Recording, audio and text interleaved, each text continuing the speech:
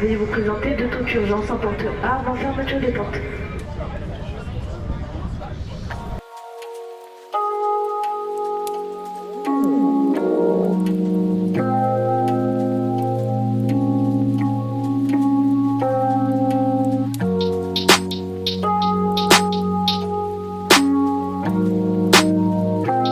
Et nous voici donc à Budapest. Donc on se trouve à proximité de la place des Héros, dans le bois qui jouxte la place des Héros, où se situent deux châteaux. Donc là, on a laissé des affaires à l'hôtel, on vient de manger un morceau dans le parc. C'était super agréable, il fait bon, il fait 16-17 degrés. Joli soleil.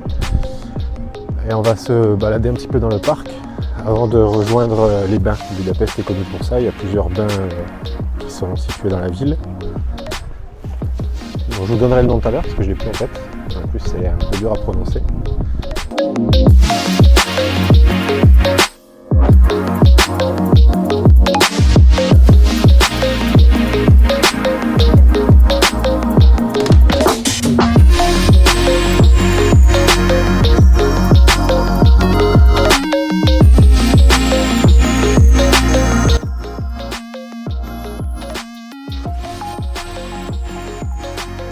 Juste pour la petite anecdote, c'est vraiment comme en Islande où les Islandais le soir après le travail se retrouvent à la piscine. Et ici en Hongrie à Budapest c'est un peu la même chose. Les gens après le boulot, à la sortie du bureau, viennent ici. Si vous revenez le soir, c'est bandé.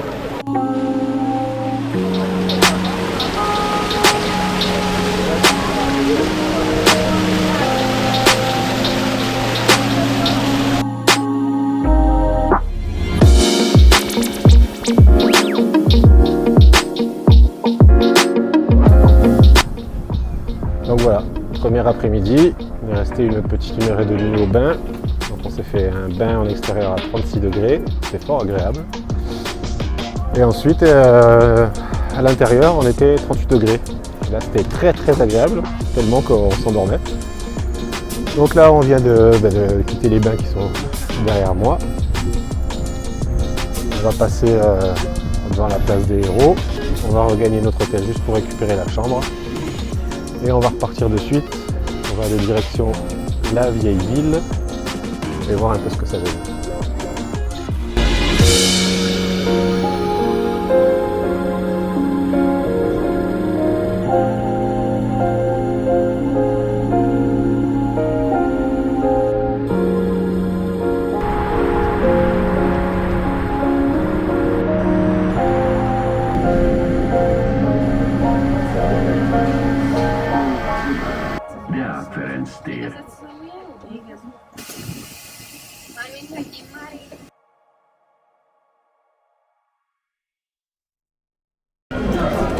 Donc après les bains, on a profité un peu de se promener un petit peu sur les bords du Danube avant de rejoindre cet endroit totalement atypique. Alors c'est une multitude de pubs en fait. On a une petite dizaine qui sont disséminés à l'intérieur de la ruine d'une vieille usine désaffectée. Alors je ferai un petit tour du propriétaire après, c'est totalement atypique. Alors ça peut ne pas convenir à tout le monde hein, parce que c'est un peu underground comme on dit. Mais moi je trouve l'ambiance super sympa. Alors bon, là c'est calme hein, parce qu'il est à peine 18h30. Mais le soir on y trouve des concerts, etc. Enfin, vous pouvez manger un morceau. Enfin, c'est une ambiance vraiment sympa. Il y a un petit côté Camden à Londres dans l'ambiance. Donc c'est super cool. Alors, direction Memento Park. Alors, on est un peu à l'extérieur de Budapest, on est dans la zone périphérique. Donc, c'est un endroit où ont été stockées toutes les anciennes statues du communisme. Donc, par exemple, là, juste derrière moi, là vous le voyez à l'image, on a les bottes de Staline. Là, c'est un peu atypique, donc on va voir ça.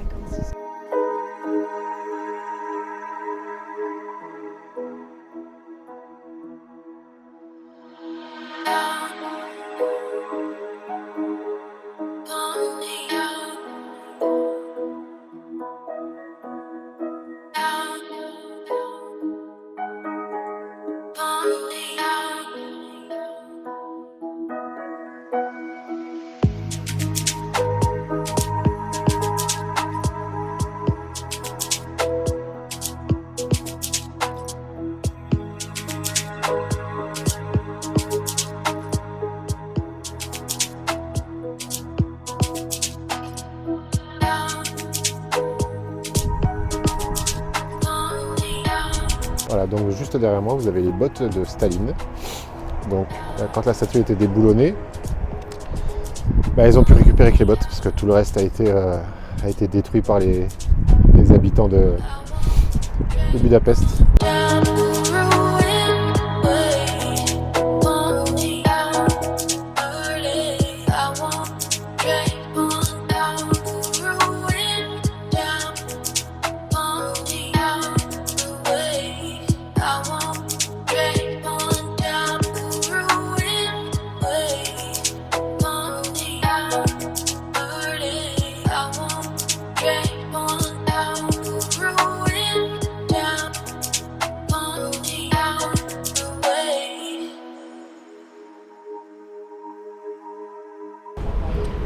Donc là, on a fait d'autres thermes, d'autres bains que ceux d'hier, beaucoup moins touristiques.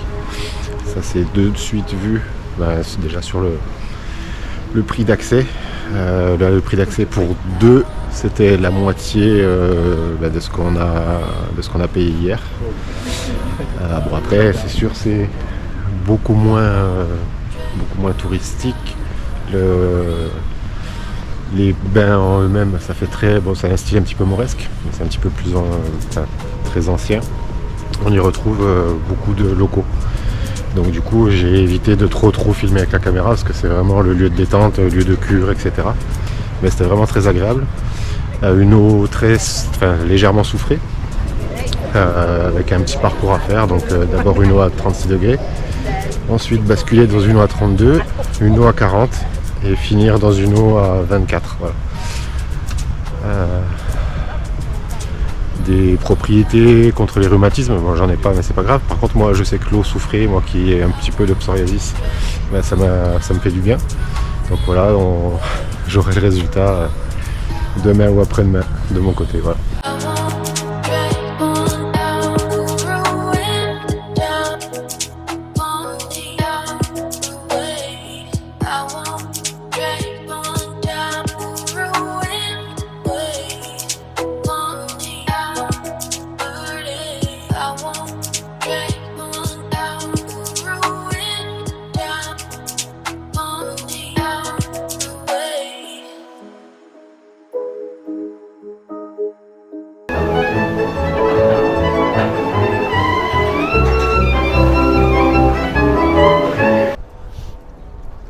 Et voilà, donc troisième jour à Budapest. Alors là, ce matin, on va aller visiter le Parlement. C'est un peu couvert, un peu voilé, mais il y a quelques éclaircies quand même. Et demain, il devrait pleuvoir toute la journée. Donc du coup, on a réorganisé nos visites en fonction. Demain, on se fera fort logiquement le maximum de choses en intérieur, voilà, pour se débarrasser de la pluie. Donc aujourd'hui, petite visite du Parlement. C'est pas, je suis devant là, c'est joli. Et cet après-midi, on montera au Palais de Bouddha, qui est de l'autre côté du Danube. Parce que là, le côté où nous sommes, c'est Pest, et de l'autre côté du Danube, c'est Bouddha, ce qui donne Budapest. Voilà, tout simplement. Voilà. Et direction la basilique Saint-Étienne.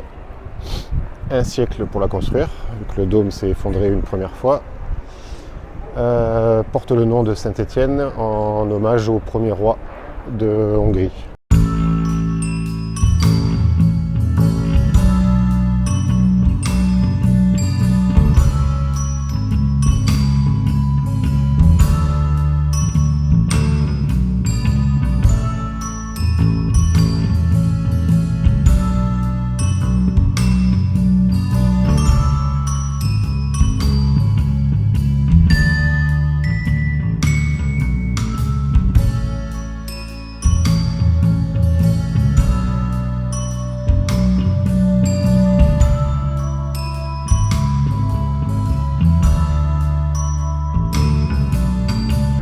Donc là, nous voici sur le toit de la basilique Saint-Étienne. Enfin, sur le toit, on n'est pas encore tout en haut du dôme, puisqu'il y a encore une grosse partie au-dessus de nous, mais comme vous pouvez le voir sur les images en vidéo, on est quand même assez haut. Donc ça donne un super point de vue sur Budapest. On s'aperçoit que c'est vraiment très très grand. Et tout à l'heure, je vous annonçais un temps couvert.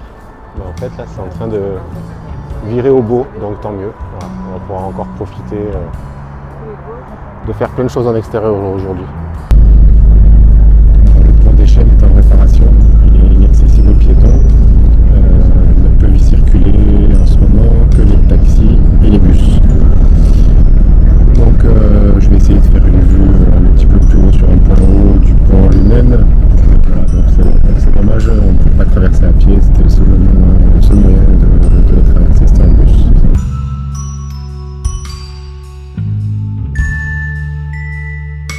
Allez, petite visite du château de Bouddha, qui est donc sur la colline face à Pest.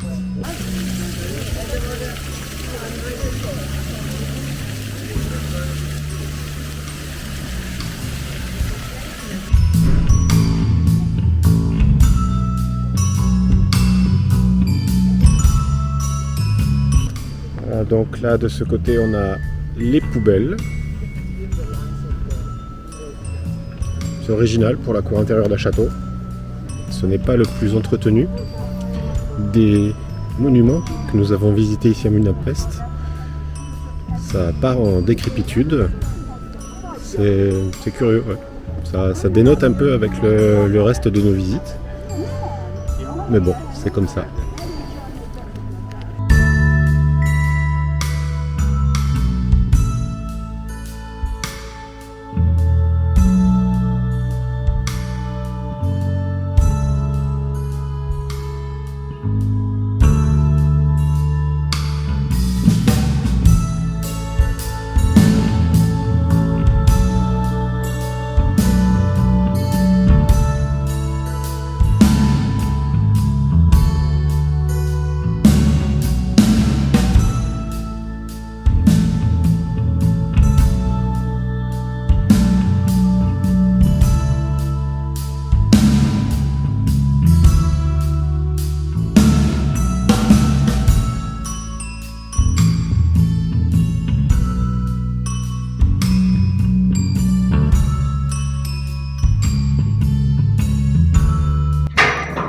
Voilà, après 12 bornes de marche, petit sauna.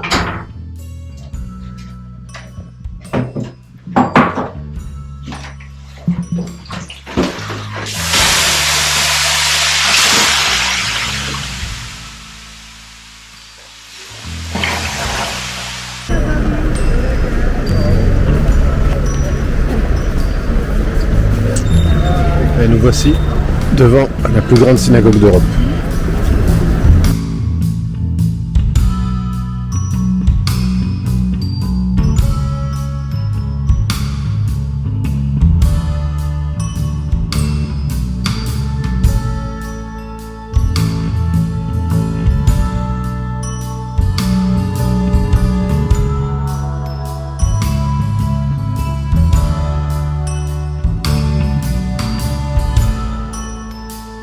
On va avoir l'impression d'entrer dans une cathédrale, n'est-ce pas, avec les trois nefs, des deux côtés un chœur, regardez, là et là, ce qu'on trouve plutôt dans les églises, normalement, pas dans les synagogues.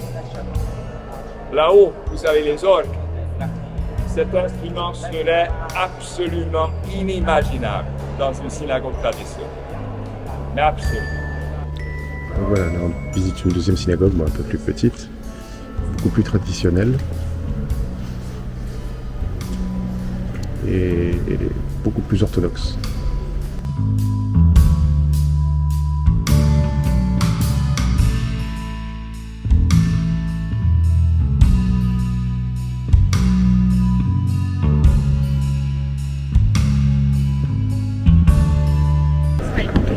Donc nous voici dans la grande halle de Budapest, donc grand marché couvert, le plus grand marché couvert de la ville. What a picture! That'd be a great photo.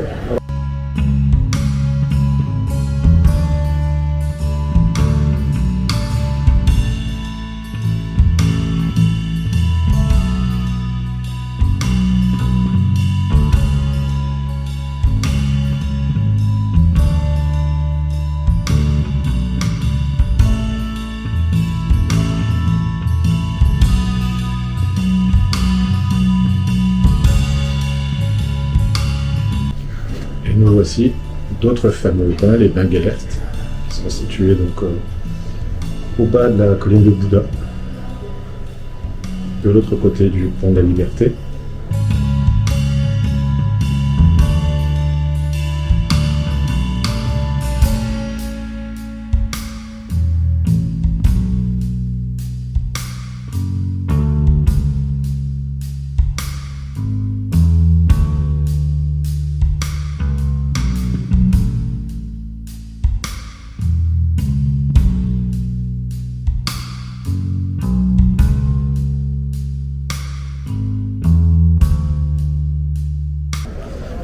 Dernier soir à Budapest, donc il est un peu moins de 21h. Donc là je suis parti tout seul parce que Christine est restée à la chambre, donc je suis parti me faire quelques photos de nuit. Donc j'ai ce que vous voyez derrière moi, donc on a visité hier matin. Je vais faire une pause longue avec une focale un petit peu longue, avec un 90 mm. Et ensuite j'ai un ou deux spots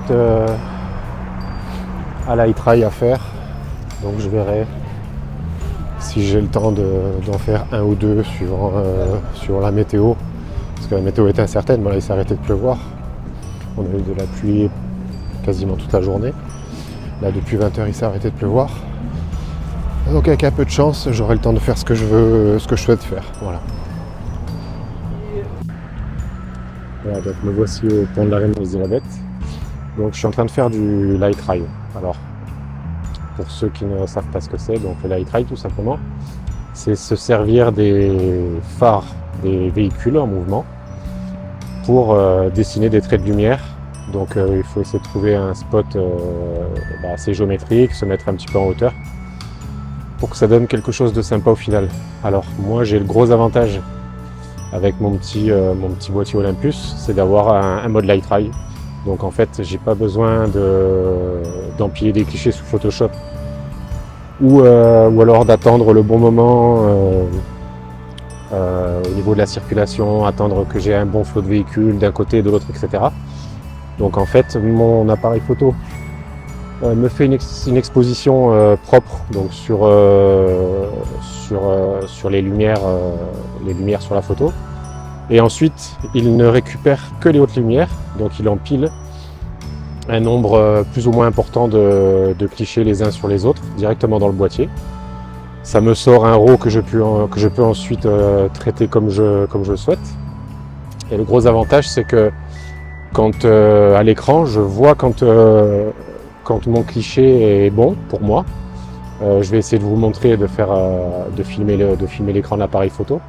Donc quand j'estime que j'ai assez de dessins sur mon image, j'arrête tout simplement de déclencher le boîtier. Voilà, et je récupère un RAW final. Ça c'est vraiment top. Voilà.